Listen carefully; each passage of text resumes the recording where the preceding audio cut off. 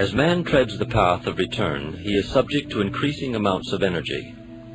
This energy seeks expression in whatever way possible, and in the early stages of discipleship, this is frequently through chakras below the diaphragm, in particular the sacral center, that chakra responsible for sexual activity.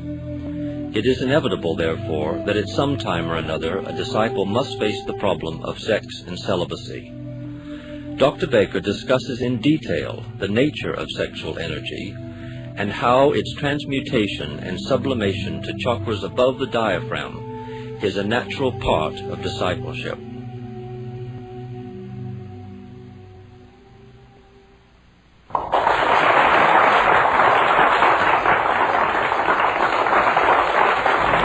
know very little about the strange forces at play in the sexual act, even from a scientific point of view. From the mystical point of view, we have very little to go on as well. Nevertheless, there is quite a large contribution of esoteric knowledge on the subject. We can watch fertilization under a microscope. We can see the extraordinary process whereby a sperm will find its way almost miraculously to the female egg, will burrow through the wall membrane, will enter the cell, and even we can see it align itself with the nucleus of the cell, the sperm leaving its tail behind, entering the female egg and aligning itself with the cell nucleus. All this we can see quite clearly. But we hardly understand, thenceforth, the forces at play, even at a scientific level. Certainly, we understand that the nuclei are made up of chromosomes.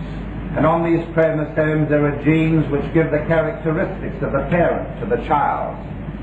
And when these genes are operative, there will be a swelling on the chromosome. All this we can watch quite clearly with a microscope.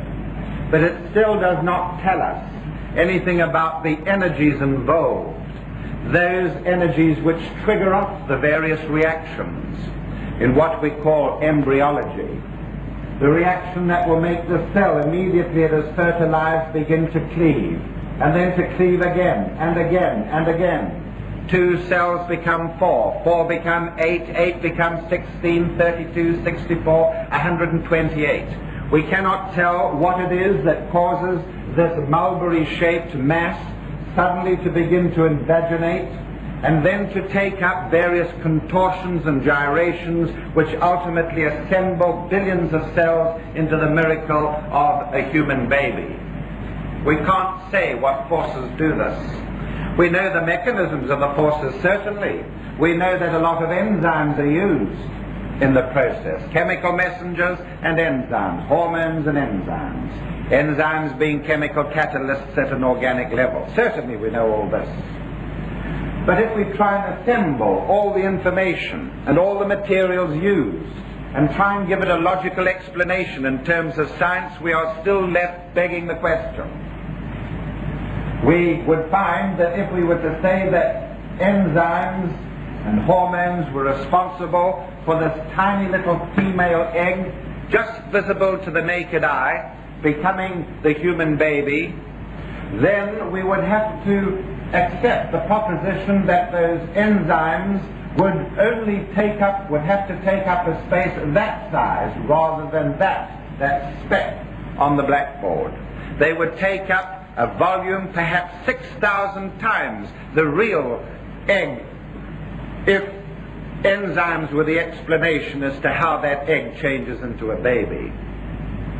The esoteric answer to this is that from the moment of conception there begins to hover ahead of the embryo all the time the matrix into which the child will grow. That always this matrix of pre-physical matter will be there, hovering over, helping, assisting in the fashioning of the embryo into the ultimate child, assisting in the cephalization, the formation of the head, assisting in the formation of the spine, and so on. If you read your classics, your esoteric classics, in this instance, A Study in Consciousness by Annie Besant, you will get a clear description given to you as to how the forces of the different planes, that is, the spiritual plane and the mental plane, as well as the astral plane, take part in this process of tugging this matrix into shape, tugging it by means of inner forces until eventually the laying down of the brain, the spinal cord, and the sympathetic nervous systems become seen, as it were, in the etheric matrix, and finally the child adopts that shape. What evidence is there for this? Not very much, of course, in the outside world. We have the wonderful pictures of George Delaware's extraordinary instrument that operated at Oxford, whereby, for instance, a female sample of blood sent down from, I think, Manchester to the laboratories 40 miles away, and put on the camera, their strange camera, the camera being tuned into 3 months' pregnancy, produced a photograph which showed the whole of the embryo of a three-month embryo in outline, indicating some of these pre-physical forces at play. There are many other suggestive indications that the occult proposition is correct. This is not my field here today. My subject really concerns the whys and wherefores of celibacy. The ancients believed that huge cosmic forces were at play during sex. They regarded these forces as being something of the descent of a divine nature, which was responsible for fertility. They marked time and again how sexual acts frequently resulted in sterility, non-productiveness, and they considered that cosmic forces stemming from the deity came into play when two sexes, or when negative and positive, were brought together. A third factor descended, and this produced fertility and the triggering of and the production action of that act, in the regenerative action of that sexual linkage. And so they would consider that there was a flow of cosmic force into the region where the sexual orgasm occurred. This was used by high priests in the primitive tribes. We have records, of course, of sexual orgies being organized by the priest of a tribe, and that this was part of the totems, the folkways of ancient people. The proposition being that if there were in assemblage groups of couples who were partaking in sexual orgy, then it would mean that in order for them to reach a climax orgasm, a vast force would be being poured into this area where the orgy was being carried on. And the high priest would be part of the ceremony. He would be centered in amongst the orgy, and he would believe, or did believe, that he, being the central point of it, was receiving some of this vast downpouring of cosmic forces which produced fertility in mating couples, and then he could take this force and use it as high priest to bless the crops so that they would be fertile. It was he that would decide when the seasons began and when they ended. He it would be that would have the green fingers. He that would bless the copulating couples, and so on. Sex was thus used, in their opinion, usefully, we would say occultly, to maintain the hegemony of the priest, the high priest. We shall see a little later in this talk exactly what occurs at orgasm and what the teachings in this respect are. Of course, the ancients used other similar methods. They used to, with their dervish-like dances, they used to produce a mirror, a model of the atom. It was known in ancient times that the atom, which lay at the center of all material substance, was symbolized by the symbol of the swastika, for instance. The swastika indicating energy, divine force, penetrating matter, and rotating, indicating energy was at play in the center. The swastika was perhaps the most ancient of all occult symbols. Similarly, with a head priest placed in the center, whirling couples dancing, dervish-like actions would reenact the orbit of the electrons. And again, the priest at the center would be the power and the nucleus of this sort of act. And so, wherever there has been creative force, there has been attempts at obtaining this magical force for the use of the chief, of the king, or of the priest. What is this force that does come into play in the sexual act, whether it be in the plant kingdom, the animal, or in the human? According to the highest possible teachings, and I quote Alice Bailey's work here, probably in Cosmic Fire, in the highest of the teachings it is said that the force involved in sex in all kingdoms is said to be the personality drive of the solar logos. That is the force behind sex. It is this personality expression of the solar logos. His will to be is being expressed in the sexual act, and therefore it is a force of tremendous extent.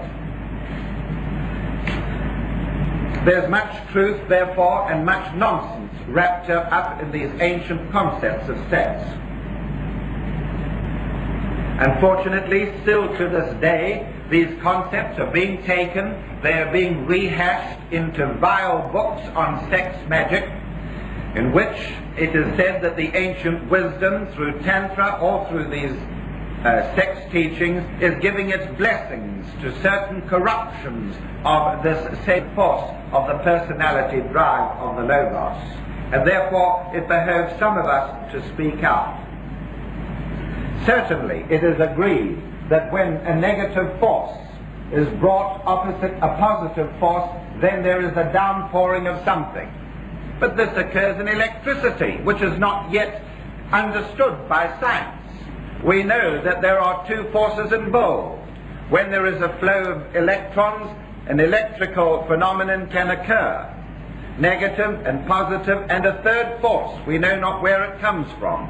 It is said by the Tibetan that by the end of the century, the secret of electricity will be revealed. It will be revealed and indicated that it comes from the center of the earth. Similarly, it may be said that the force involved in sex comes from solar origin and is a downpouring. And so we could say that the symbols of the snakes exactly represent what is at play in sexual union.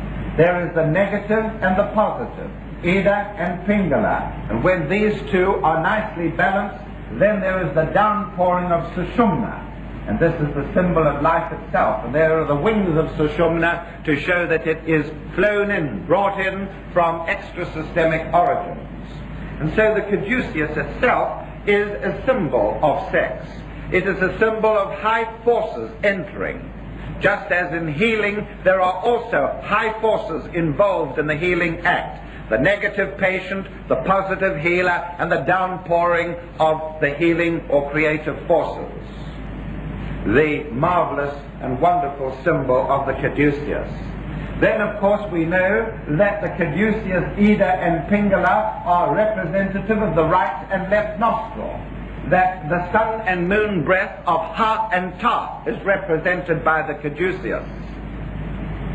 The sun and moon. And the ancients would say that when negative and positive forces are brought together, then there is a descent of divine power. But then very, very recently it has been shown by a great Austrian psychiatrist, who is also an astrologer, that in many, many instances in the horoscopes, it has been shown that the position of the moon in the horoscope is very, very closely related to conception. The position of the moon in the horoscope is related to marriages, and by several adjustments this infertility has been overcome by astrological methods.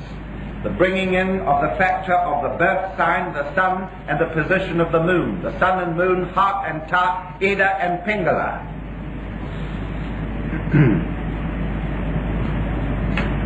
And so, The sexual act attracts life forces, important life forces. Some men, occultists, believe that this energy can be diverted and used for other means. They are stealing, as it were, the personality forces, the personality drive forces of the solar logos.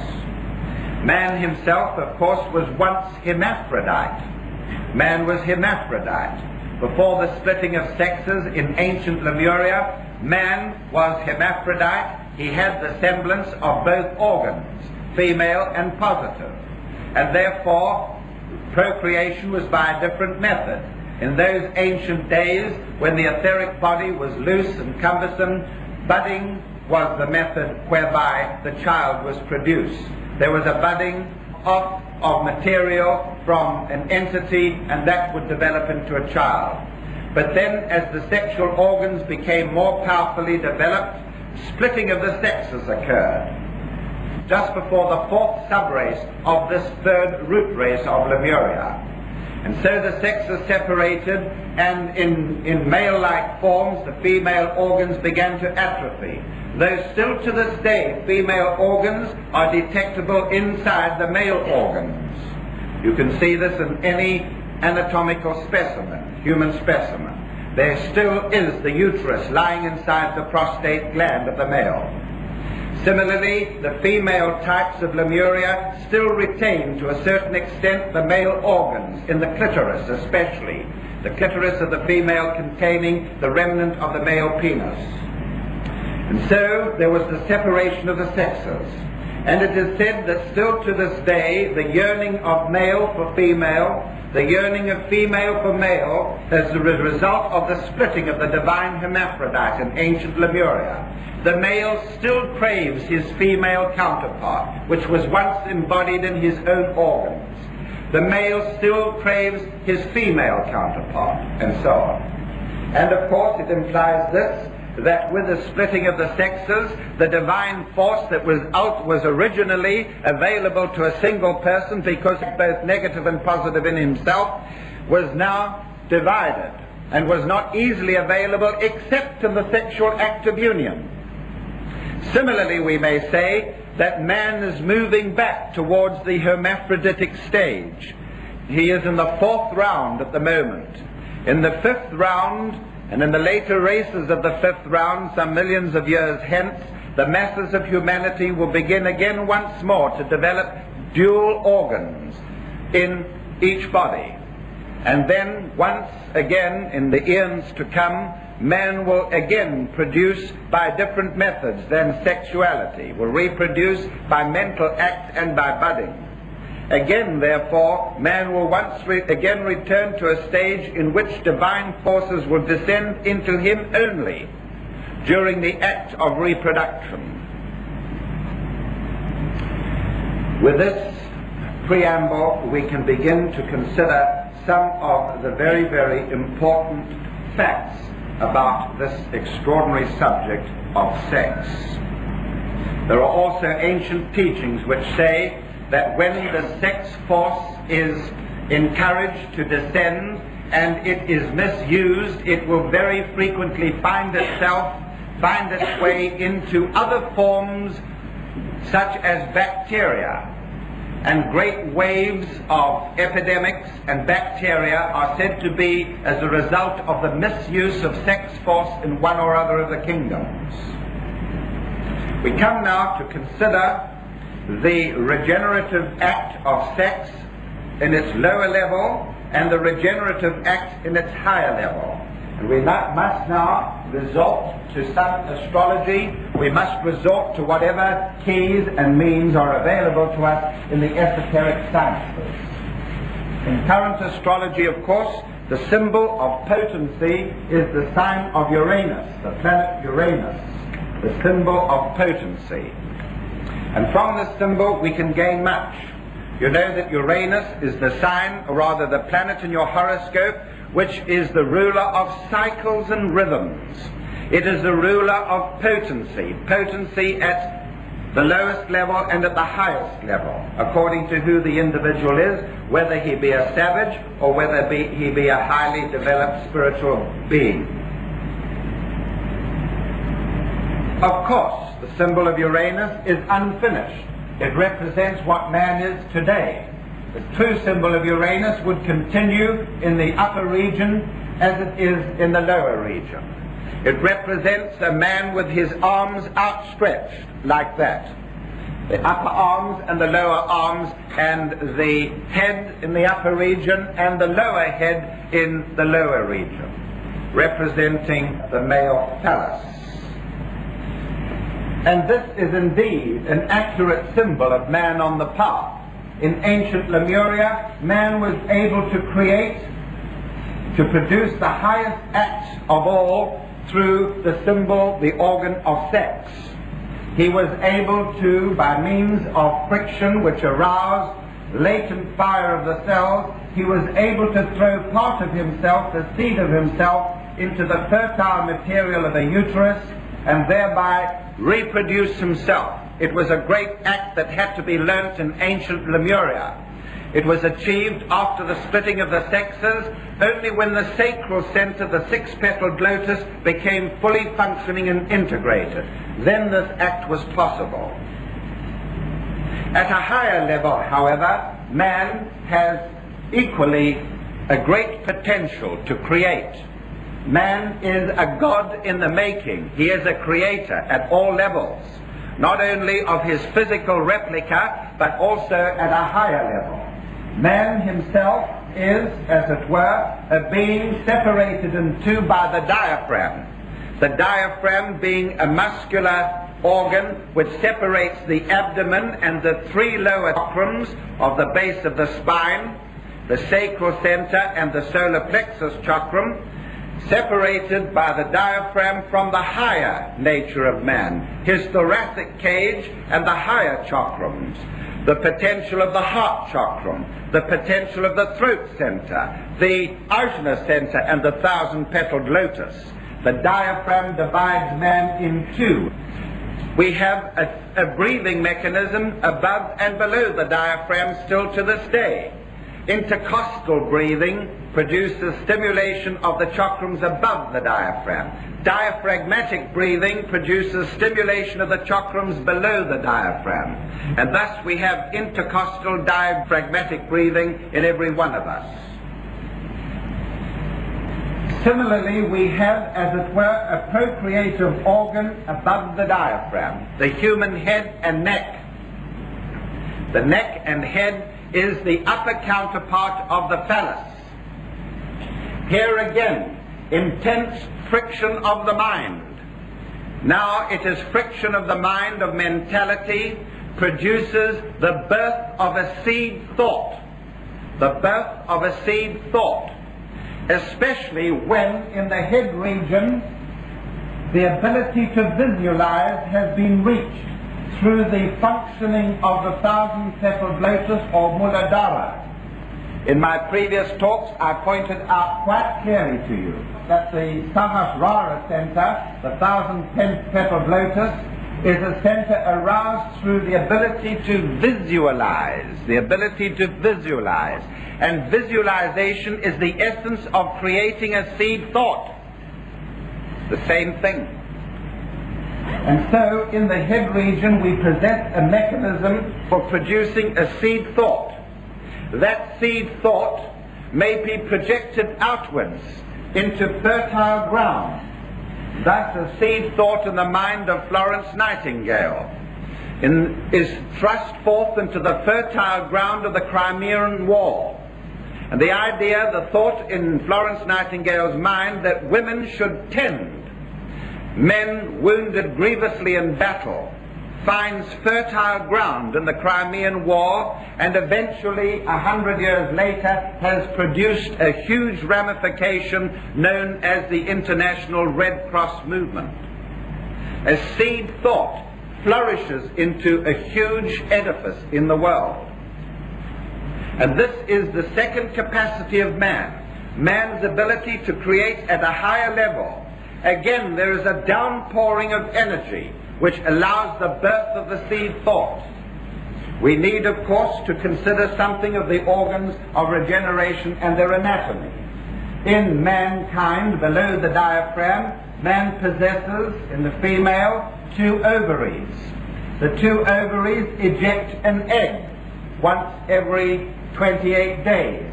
The egg is received into fallopian tubes or egg ducts, and these fallopian tubes conduct the egg down into the uterus. Inside the uterus, the egg is nurtured by the uterus, in the womb of the uterus, embedded in the wall of the endometrium. And then at birth, the egg is thrust forth. Egg grows in embryology, and the egg is thrust forth. It requires the entry of the male sperm to trigger it off. Now, Madame Blavatsky said that the pineal gland is the uterus of the brain. The pineal gland is the uterus of the brain.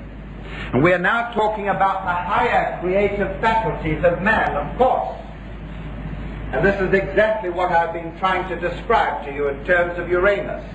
That the human brain contains a receptacle known as the third ventricle, and in the third ventricle there is a uterus-like little structure called the pineal gland. It is an endocrine gland related to the thousand-petaled lotus, the organ of creativity, the organ of mental creativity. And so, inside the uterus of the brain, or the pineal gland, the seed thought can be grown. This is what we mean when we talk about the ability to visualize, to create a seed thought there. And this organ of the third ventricle shows the divine hermaphrodite. It shows the uterus of the brain there, the pineal gland, and here it shows the phallus of the brain, which is the pituitary gland. There's the phallus, and there is the uterus, the divine hermaphrodite. The stimulus, the upper counterpart of the sperm entering the ovum, of course, are the two cerebral hemispheres of man, the great centers of consciousness, which correspond to the ovaries that I drew there. And the ovaries give out a seed which is nurtured in the uterus. The great cerebral hemispheres of man give out a seed, and they are connected to the third ventricle. And therefore, the idea of creating something begins in the brain, and the seed thought is stimulated in the pineal area, and when it is ready and crystallized, it is projected into the outer world by the pituitary gland and the Ajna center. There is this brilliant synopsis, there is this brilliant synthesis in terms of the third eye. You remember the third eye results from the overlapping of these three chakrams in the head region, Ajna, Sahasrara, and Alta Major. When they are completely developed, integrated, and overlapping, they produce the powers of the third eye. And this is exactly what happens. If you take a seed thought into your mind, especially through the power of your thousand-petaled lotus to visualize, and if you stimulate that seed thought by the in-breathing, as you breathe in, the thought is strengthened and crystallized and strengthened, and when you breathe out, the thought may be driven from you through the Ajna center and directed purposefully. This is what we mean when we talk about man having a lower creative nature which he has developed already, and a higher creative nature, the ability to use the mind creatively, to take seed thoughts, and from a tiny little seed thought to feed it with all the materials necessary to produce some glorious structure in the world, to transform the planet. We all have this capacity. It is fed by the same cosmic energies as feed the lower centers. A fantastic capacity which every man possesses. There is many a young man and woman today walking the earth with a seed of genius. Many of them have the capacity within them to visualize something that they want to see brought about on earth. So many of us. But so many of us lack the phallus to implant the seed into fertile soil and to maintain that seed with energies sufficient to let it grow into something. This is the heartbreak of the world today, that so many young people have the right ideas but lack the phallus of personality to implant their idea in the world and see that it will grow. And it's a great pity. It indicates inability to integrate and coordinate the three head centers that I described a little earlier there. Now we come to the problem of sex in spiritual development. It is said by the ancient teachings that at least one or two or even more lives are required in the last stages of spiritual development before the man becomes a master. At least 2 or 3 lives are required of celibacy. By that we mean living in an unmarried state. That is the definition of celibacy. Living in an unmarried state, but in the occult sense, taken a little further and talked of as not only being in an unmarried state, but implying non-mixing of the essence. Non-mixing of the essence of the individual. How can we put this whole problem into the light of reasoning? It's a very difficult one. And esoteric books are veiled, or they are ambiguous, and there is not much sense in them. It's a matter of mathematics. Celibacy is a matter of mathematics, spiritual mathematics. This is the problem, quite clearly. Average man has 5 functioning chakras. Average man has 5 functioning chakras. The plant has only 2. The animal has 3. The mineral has 1. The mineral has the clearest ray emanations because it has only 1 chakra.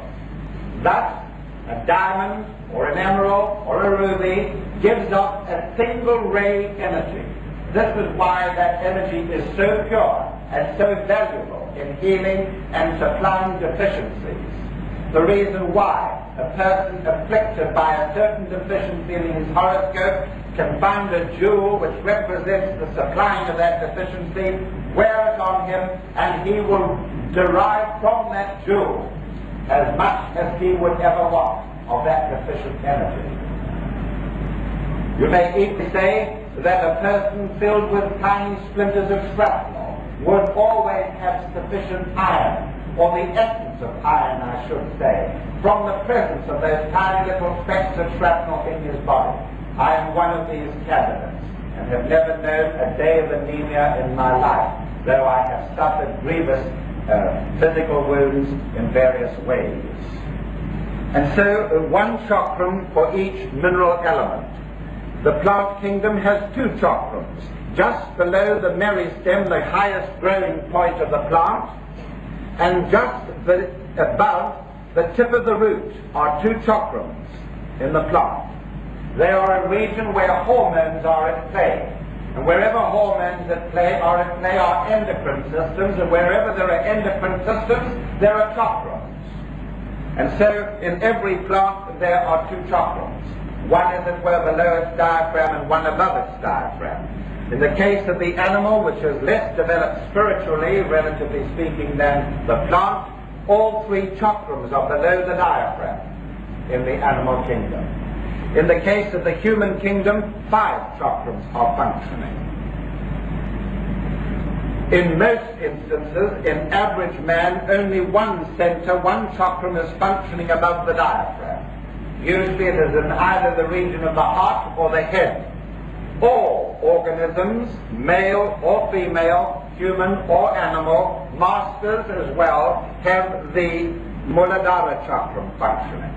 Now let's look at the score. 5 chakrams available in average man. One of them must be the 4-petaled lotus, the Muladhara chakra. Now, there can therefore, all left off. You have heard me again and again say that 3 chakrams functioning in the head region are necessary for the opening of the 3rd eye. Spiritual development demands the functioning of 3 chakrams in the head region. All right? In a spiritual person treading the path, there must be a Muladhara, and there must be 3 chakrams in the head region. 3 and 1 is 4. You are allowed in a spiritual being 1 more chakra functioning below the diaphragm, and no more. No more. You may have either the solar plexus center, the center of emotional expression, linking with you with the astral plane, functioning, or you may have the sacral center, which is the chakra behind sexual regeneration. If you have all 3 functioning below the diaphragm, then it will mean that you will not be able to have 3 functioning above the diaphragm. Still left 3 in the head region. This is the mathematics of sexuality in spiritual development. It's a matter of mathematics. How many chakrams remain? There is an exception to this. You're going to see the implications of it in a moment. There is an exception to this. By virtue of previous lives, by virtue of initiation and the assistance of an ashram, a master may, or an ashram may, open up completely separately another center in the head region. But that is by direct stimulation.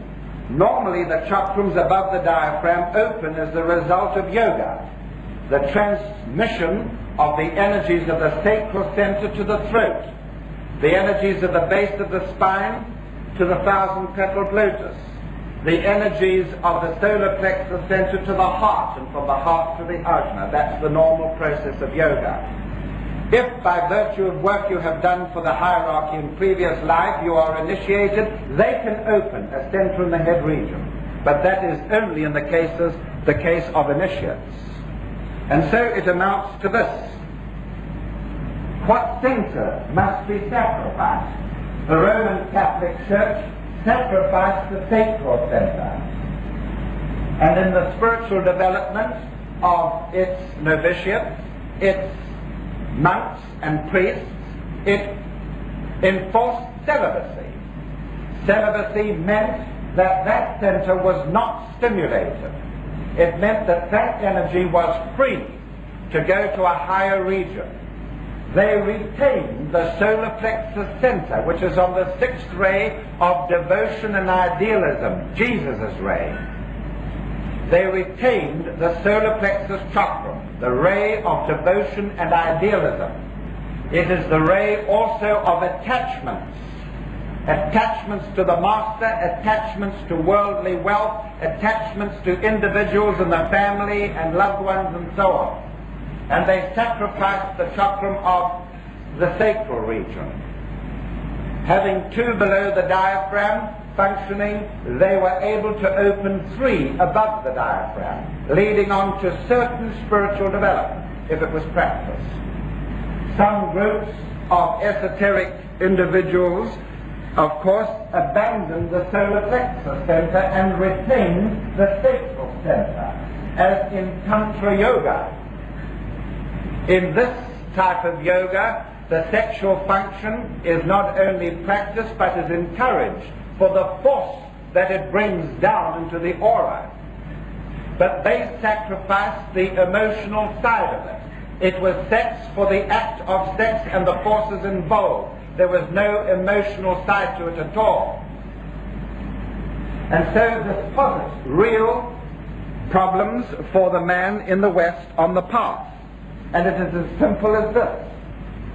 I'm going to talk about young married couples a little later. It's a highly controversial subject. But the matter is as simple as this. If spiritual development is required, it means that you may have sexual activity leading to orgasm, but there must be no devotional attachment to the focus of your attention. That does not mean to say that one must be cold-blooded about one's sexual activity.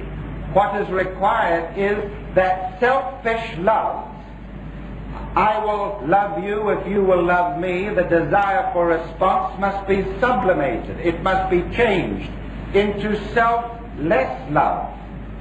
And the way that this is done is to be kinder and more considerate and more loving from a selfless point of view for the partner. But the actual attachment to the one you are devoted to, that attachment must be broken.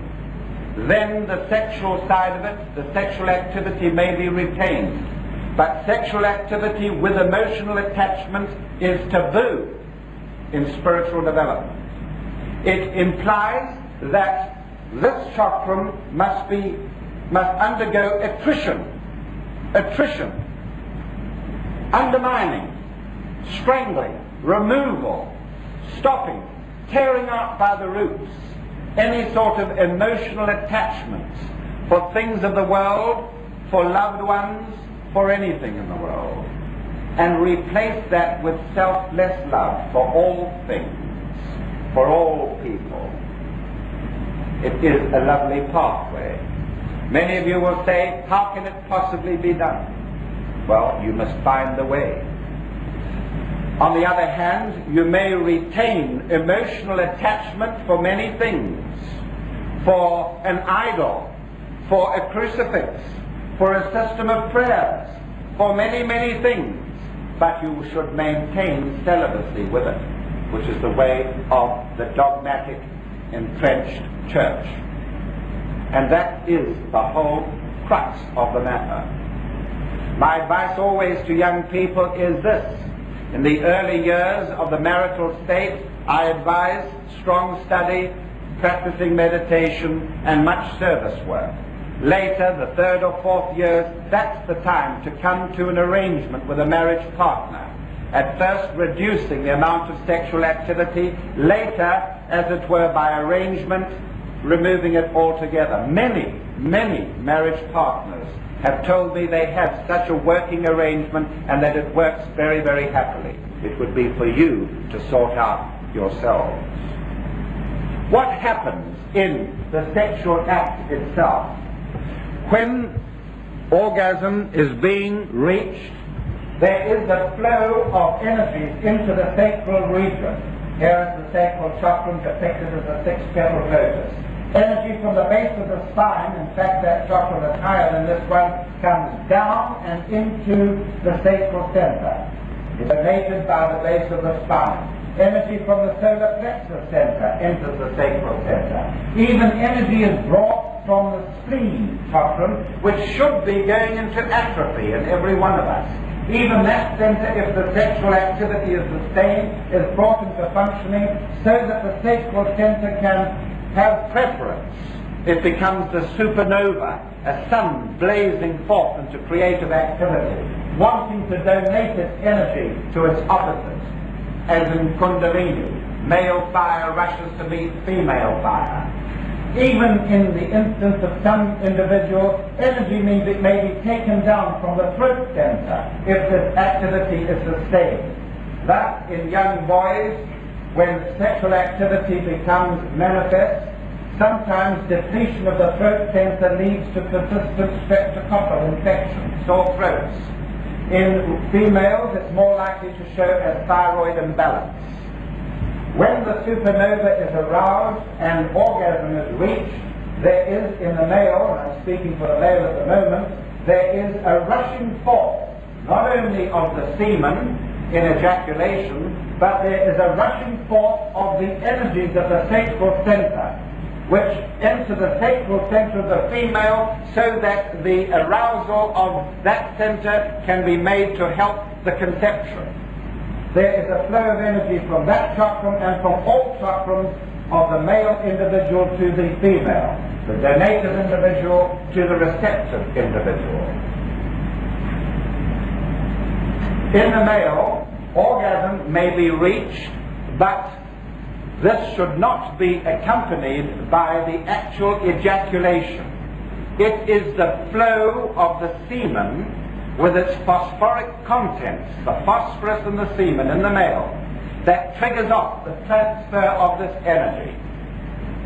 If the orgasm is reached and the fluid is retained in the male, then the forces are also retained. They are unable to be held in the sacral center, and they rush to higher centers. Those descriptions contain the meaning behind celibacy, the meaning behind spiritual development in terms of sex. How you adjust your lives to these facts is entirely up to you. But these are the occult facts. Thank you very much.